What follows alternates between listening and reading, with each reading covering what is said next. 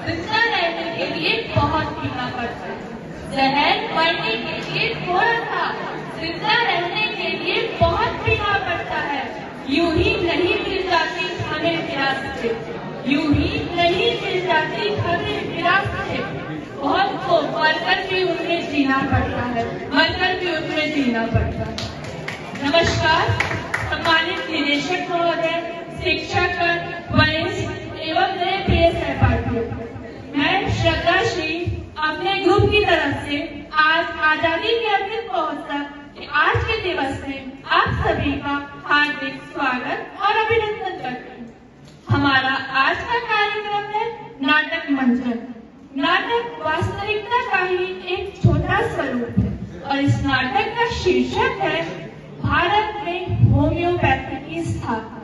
मैं आशा करती हूँ आप इस मंचन का आनंद उठाएंगे और हमारी त्रुटियों को क्षमा करेंगे। दृश्य एक छात्र की उलझन।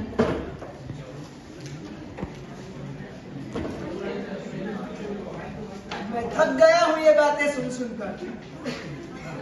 ये मीठी गोलियां 2-2 घंटे पर देना और पता नहीं क्या क्या। इन सब का कोई वैज्ञानिक आधार है भी भला? इन 4 गोलियों और 2-2 चम्मच दवाई से किसी का इलाज हुआ है भला? कौन देगा मेरे इन सवालों के जवाब? मेरे भविष्य के ख्वाब और इस रहस्य का हिसाब। इस हारे मन को कोई क्या आशा दे, क्या समझाए, क्या परिभाषा दे, कौन बताए क्या विफल सफल है? इस विज्ञान का क्या ही कल है कि क्या अतीत का राज है अंदर? है कोई किला या सिर्फ है खंडर? इस हारे मन को अब कौन संभाले? इस घनी रात में अब कहाँ उजाले? दृश्य 2, कक्षा का दृश्य। सिद्धांत, ओ सिद्धांत, सर। कहाँ खोए भाई? नहीं सर। मैंने होम्योपैथी के पहले सिद्धांत के बारे में तुम्हें बताया है। चलो बताओ। नहीं सर, मुझे तो ये भी नहीं पता कि कोई सिद्धांत होता भी है। नहीं सर। सर, जब कोई मुझसे पूछता है इन सब के बारे में तो मैं कुछ बता भी नहीं पाता क्योंकि मुझे खुद नहीं पता है सर। और सर, मैं ये जानना चाहता हूँ कि चिकित्सा पद्धति की नींव, इसका इतिहास, वर्तमान और भविष्य। सिद्धांत बस सब समझ गया। सिद्धांत मैं तुम्हें समझ गया हूँ। क्लास, इस सिद्धांत को मैं समझ गया हूँ जिससे आप होम्योपैथी के पहले सिद्धांत को समझेंगे, जो है जिज्ञासा। जिज्ञासा ही थी होम्योपैथी की जननी। वो कैसे सर?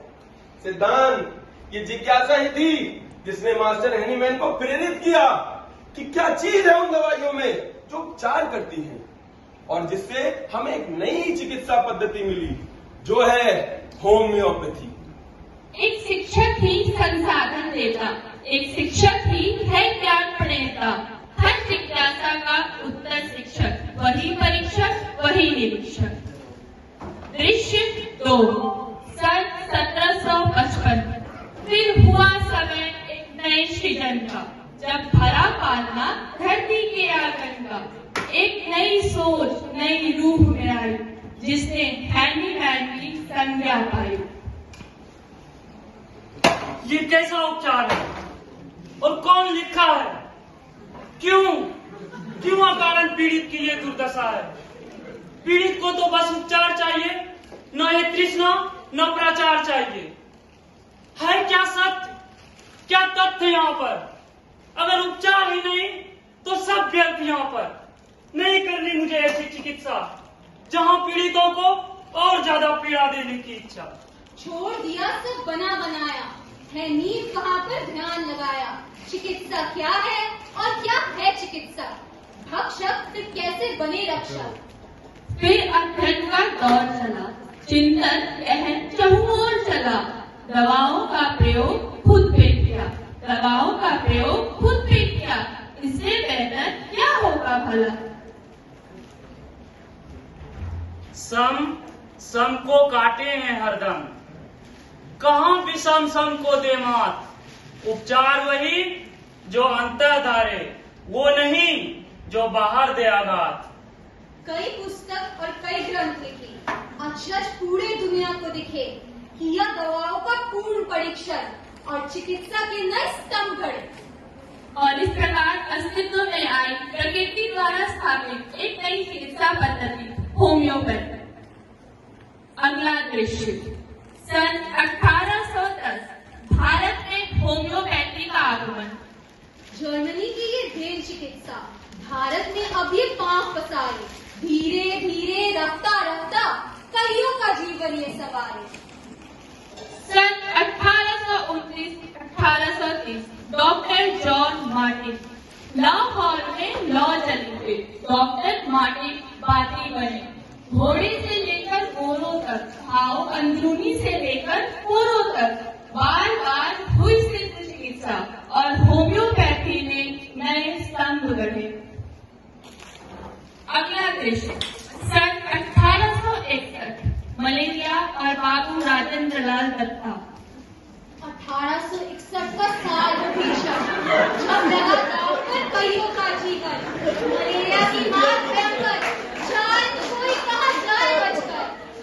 होम्योपैथी की नींव बिछाए, दत्त बाबू फिर आगे आए। जीवन दान किए कितने ही, जीवन दान किए कितने ही, और कितनों को दिए बचाव।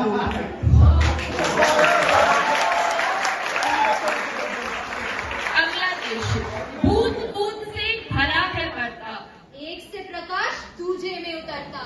ईश्वर चंद्र विद्यासागर और बाबू राजेंद्र लाल दत्ता।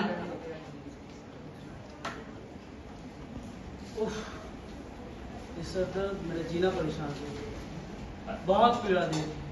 अरे विद्या बाबू, आप बहुत परेशान लग रहे हैं। बहुत परेशान हूँ दत्त बाबू, बहुत परेशान हूँ। और सुना है डॉक्टर ने आपको माइग्रेन बताया है।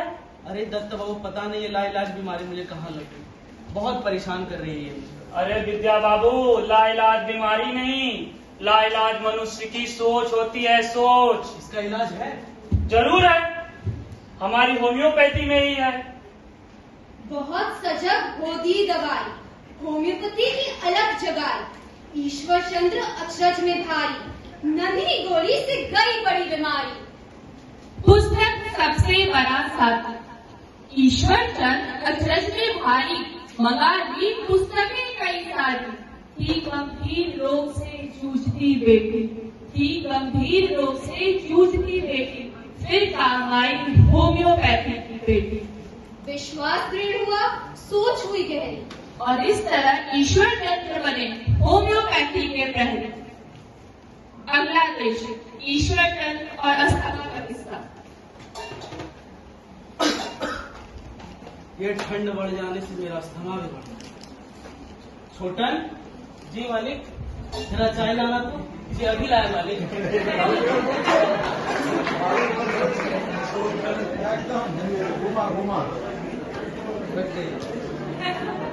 लीजिए मालिक, चला जाओ। अच्छे लगेंगे। इसका स्वाद इतना क्यों अलग? अच्छा,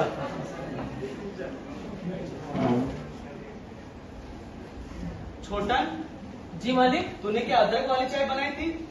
जी नहीं मालिक, वो बर्तन आज धोना भूल गया था मालिक। जरा बर्तन लाना तो। जी अभी लाता हूँ मालिक।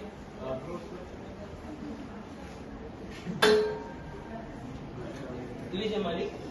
अरे इसमें दो दो तेल चट्टे हैं, तूने देखा नहीं? माफ कर दीजिए मालिक, जल्दी जा, आगे से ध्यान रखना। जी मालिक। पढ़ी हुई विद्या काम में आई, था चाय में क्या जो राहत पाए। होम्योपैथी सिद्धांत लगाया, गहन चिंतन और ध्यान लगाया। पूरी पूरी जब शोध पढ़ाई, ब्लैटा ओरिएंटलिस थी मिली दवाई। अगला दृश्य, ईश्वर चंद्र और हर प्रसाद शास्त्री का किस्सा।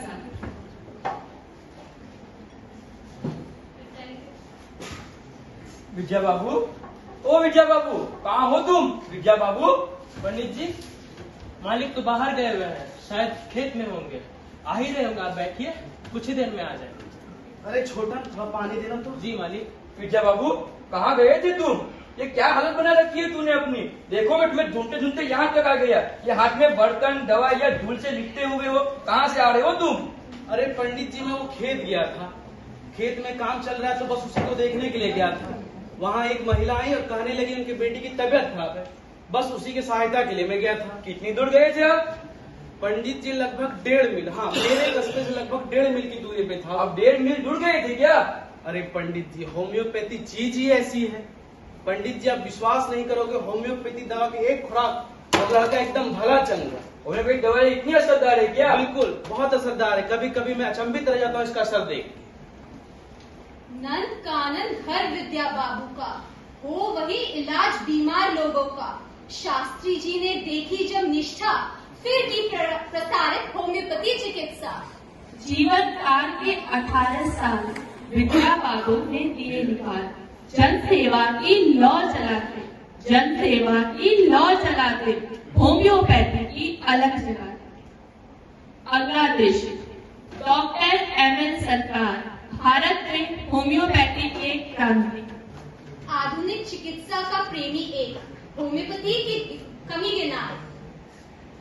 पर जब लगा पड़ने होम्योपैथी को, अजरत से बहुत चमका जाए। 15 दिन बाद मुझे होम्योपैथी के खिलाफ स्पीच देनी है। एक एक कमी खोज निकालूंगा, बहुत काम बाकी है। रामू, हमारे डेस्क तो साफ कर देना। हमारे पुस्तक सबसे बड़ा था, पर लगा पढ़ने जब पुस्तक को, ज्ञान चक्षु फिर खुलते जाए। बिना पढ़े कोई क्या ही जाने, बिना पढ़े कोई क्या ही जाने, पढ़कर ही तो सही गलत बताए। दत्त साहब, मैं बहुत गलत समझ रहा था। अच्छा हुआ कि आप हैं और ये किताबें हैं, नहीं तो मैं भटक ही जाता। गलत उद्देश्य लेकर ही सही, पर मैंने एक सही चीज तो पढ़ ली, होम्योपैथी।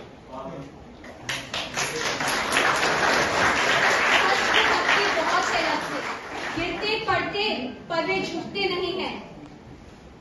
सच को धक्के बहुत है लगते, गिरते पड़ते पर वे झुकते नहीं हैं। ठोकर तक सारे पार करेंगे, पर कंकर पत्थर में रुकते नहीं हैं। ब्रिटिश राज से आया निष्कासन, ब्रिटिश राज से आया निष्कासन। कोई और होता तो सोचता अपना जीवन, पर महेंद्र की तो बात निराली, कलकत्ता होमियो की नींव दे डाली। अगला दृश्य, पुनः कक्षा का दृश्य। मोतीलाल नेहरू, राजेंद्र बाबू, डॉक्टर एमएल सरकार, ईश्वर चंद्र विद्यासागर, न जाने कितने लोगों ने कड़ी दर कड़ी होम्योपैथी को हमारे देश में स्थापित करने के लिए अपना जीवन न्यौछावर कर दिया। और हमें एक बात ध्यान रखनी है, तुम सबको पता है, इन सारे महापुरुषों में एक बात सामान्य थी। बताओ क्या सर सर अध्ययन सर। बिल्कुल सही सिद्धांत, अध्ययन। और हमें आपको यही अध्ययन करना है और अपनी विरासत को आगे बढ़ाना है और मजबूत करना है। इतिहास हमें शिक्षा देता है कि हमारा वर्तमान कैसा होगा, और वर्तमान हमें प्रेरित करता है कि हमारा भविष्य हमें कैसा चाहिए। इसलिए चिकित्सा संजीवनी, होम्योपैथी साधन, आओ सब मिलकर करें साथ में।